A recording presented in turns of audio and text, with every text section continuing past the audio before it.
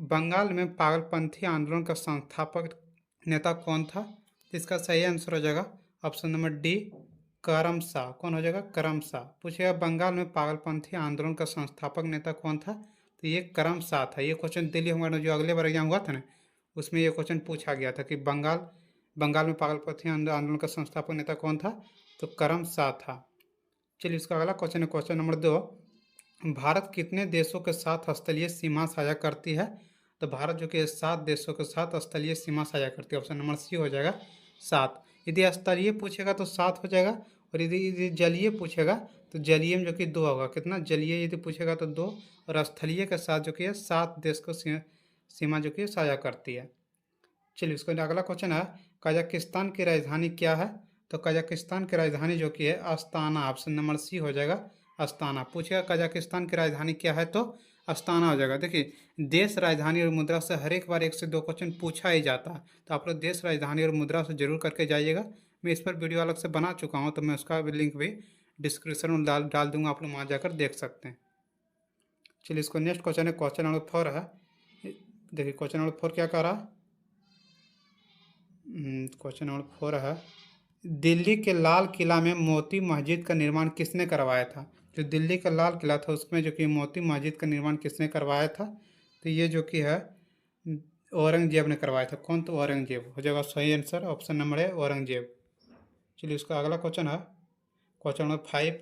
1932 में अखिल भारतीय हरिजन संघ की स्थापना किसने की थी? तो 1932 में अखिल भारतीय हरिजन संघ की स्थापना जो की है ये महात्मा गांधी ने किसने की थी? महात्मा गांधी। ये क्वेश्चन बहुत बार पूछा गया कि हरिजन संघ की स्थापना किसने किया था? तो महात्मा गांधी ने किया था। कब किया था? तो 1932 में किया था। चलिए उसका अगला क्वेश्चन है क्वेश्चन नंबर 6 है, निम्नलिखित में से कौन संसद का अन्य भाग नहीं है?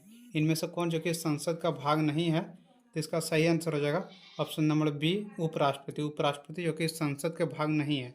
संसद के भाग कौन है? राष्ट्रपति भी है, राज्यसभा भी है, लोकसभा भी, लेकिन उपराष्ट्रपति जो कि है संसद का भाग नहीं है। चलिए उसका अगला क्वेश्चन है, भारतीय संविधान के किस भाग को उसकी आत्मा की संज्ञा प्रदान की गई है? तो ये जो कि है संज्ञा प्रदान कर किस समय किस भाग को? तो ये जो कि प्रस्तावना का ऑप्शन नंबर ए हो जाएगा प्रस्तावना। प्रस्तावना जो कि भारत का आत्मा कहा गया। ये क्वेश्चन बहुत बार एग्जाम पूछा गया, और आगामी एग्जाम जितना भी होने वाला है उसमें ये क्वेश्चन जरूर पूछा जाएगा। चलिए इसको नेक्स्ट क्वेश्चन है, पटना उच्च न्यायालय की स्थापना कब हुई थी? तो पटना उच्च न्यायालय की स्थापना 1916 ईस्वी में हुआ था। ऑप्शन नंबर ए हो जाएगा 1916 ईस्वी में। चलिए इसको नेक्स्ट क्वेश्चन है क्वेश्चन नंबर 9। भारत के उपराष्ट्रपति का चुनाव किया जाता है। तो भारत के उपराष्ट्रपति का चुनाव कैसे किया जाता है? तो संसद के सदस्यों के द्वारा जो कि है उपराष्ट्रपति का चुनाव किया जाता है। ऑप्शन नंबर ए हो जाएगा संसद के सदस्यों द्वारा। चलिए इसका अगला क्वेश्चन है क्वेश्चन नंबर 10। निम्नलिखित में से किस राज्य में द्वैशात्मक विधायक नहीं है? तो जो द्विशासक विधायक होता है वो किस में नहीं है? तो ये जो कि है मध्य प्रदेश में नहीं है। ऑप्शन नंबर बी हो जाएगा मध्य प्रदेश। चलिए इसका नेक्स्ट क्वेश्चन है क्वेश्चन नंबर 11। भारत में पहली बार महिलाओं को मताधिकार कब प्राप्त हुआ था? तो भारत में जो कि पहली बार मताधिकारों का प्राप्त जो कि 1926 ईस्वी में हुआ था। ऑप्शन नंबर बी हो जाएगा 1926 में। पहली बार महिलाओं को मताधिकार कब प्राप्त हुआ? तो 1926 ईस्वी में हुआ था। चलिए इसका अगला क्वेश्चन है, किस संविधान संशोधन अधिनियम द्वारा भारतीय संविधान में 9वीं अनुसूची जोड़ी गई? तो किस संशोधन द्वारा भारतीय संविधान में 9वीं अनुसूची जोड़ी गई थी? तो ये जो कि है पहला अनुसूची के द्वारा जो कि जोड़ा गया था। चलिए इसका नेक्स्ट क्वेश्चन है क्वेश्चन नंबर 13। मौलिक अधिकारों को लागू करने का दायित्व है किसको? जो कि मौलिक अधिकारों को लागू करने का दायित्व है। तो ये उच्चतम न्यायालय, उच्च न्यायालय दोनों को, मतलब हाई कोर्ट और सुप्रीम कोर्ट दोनों को जो कि है मौलिक अधिकार लागू करने का अधिकार है। किसको? तो उच्च न्यायालय को भी और हाई कोर्ट को, सुप्रीम कोर्ट को भी। तो ऑप्शन नंबर सी हो जाएगा उपयुक्त में से दोनों। चलिए इसका अगला क्वेश्चन है, 73वें संविधान संशोधन अधिनियम द्वारा भारतीय संविधान में कौन सी अनुसूची जोड़ी गई? जो 73वां संविधान संशोधन हुआ था उसको संशोधन करके कौन सा अनुसूची जोड़ा गया था? तो 11वीं अनुसूची। ऑप्शन नंबर सी हो जाएगा 11वीं अनुसूची जो कि जोड़ा गया था। चलिए इसका अगला क्वेश्चन है, निम्नलिखित में से किस प्रदेश में विधान परिषद नहीं है? इनमें से कौन सा प्रदेश में जो कि विधान परिषद नहीं है? तो उत्तराखंड में। ऑप्शन नंबर डी हो जाएगा उत्तराखंड में। चलिए इसका अगला क्वेश्चन है, भारतीय संसद के कितने अंग हैं? तो आप लोग भारतीय संसद के कितने अंग हैं? 3 अंग हैं। अभी आप लोग बताए थे राष्ट्रपति, लोकसभा और राज्यसभा। चलिए इसका अगला क्वेश्चन है क्वेश्चन नंबर 17। भारत के संविधान में मौलिक अधिकार किसका हिस्सा है? तो मौलिक अधिकार जो कि है मूल संविधान का हिस्सा। ऑप्शन नंबर ए हो जाएगा मूल संविधान के हिस्सा। पूछेगा भारत के संविधान में मौलिक अधिकार कौन सा हिस्सा है? तो मूल संविधान का जो कि है हिस्सा था। चलिए इसका नेक्स्ट क्वेश्चन है, संविधान का कौन सा अंश भारत के नागरिकों को आर्थिक न्याय प्रदान करने का संकेत करता है? तो कौन सा अंश जो कि है भारत का आर्थिक न्याय का प्रयोग करता है? तो ये जो कि है राज्य के नीति निर्देशक तत्व। कौन है? ऑप्शन नंबर है राज्य के नीति निर्देशक तत्व। चलिए उसका अगला क्वेश्चन है, भारत में एकल नागरिकता की अवधारणा अपनाई गई किस देश के संविधान से जो कि भारत में एकल नागरिकता अपनाया गया? तो ये इंग्लैंड से है। ऑप्शन नंबर ए हो जाएगा इंग्लैंड। चलिए इसका नेक्स्ट क्वेश्चन है क्वेश्चन नंबर 20। जितना भी क्वेश्चन मैं इंपॉर्टेंट करवा रहा हूँ सब इंपॉर्टेंट क्वेश्चन आपके एग्जाम में यहाँ जीके जीएस का क्वेश्चन जरूर देखने को मिलेगा। तो हमारे वीडियो को लास्ट तक जरूर देखें और यदि आप लोग हमारे चैनल को अभी तक सब्सक्राइब नहीं किए हैं तो जरूर कर लीजिएगा।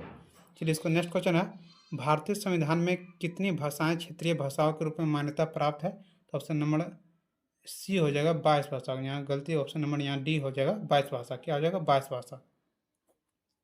चलिए इसका अगला क्वेश्चन है क्वेश्चन नंबर 21, भारतीय संविधान में न्यायालय में कौन परिवर्तनीय है? इनमें से किसको जो कि है भारतीय संविधान में कि न्यायालय में परिवर्तित किया जा सकता है?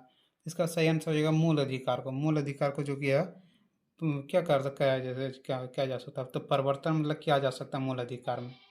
चलिए इसका नेक्स्ट क्वेश्चन है, किस देश में दोहरी नागरिकता का सिद्धांत स्वीकार किया गया है? किस किस देश में जो कि दोहरी संविधान का नागरिकता थी प्रावधान है? तो इसका सही आंसर हो जाएगा ऑप्शन नंबर ए हो जाएगा भारत। भारत में जो कि है दोहरी नागरिकता प्राप्त है। ऑप्शन नंबर ए हो जाएगा भारत।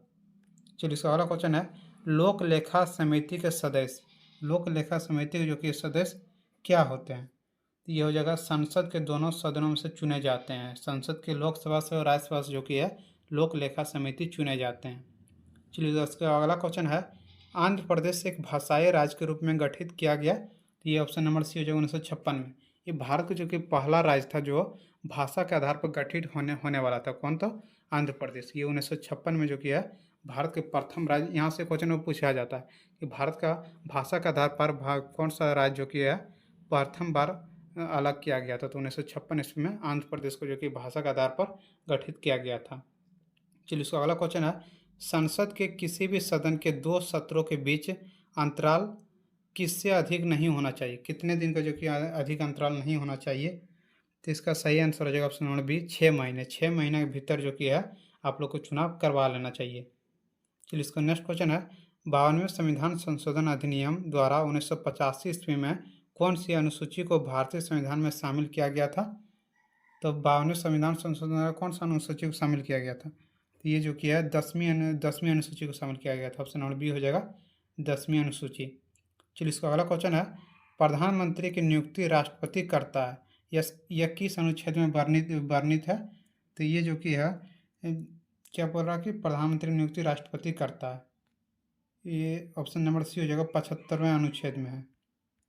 चलिए इसका अगला क्वेश्चन है, भारत के उपराष्ट्रपति के पद पर लगातार 2 बार कौन रहा था?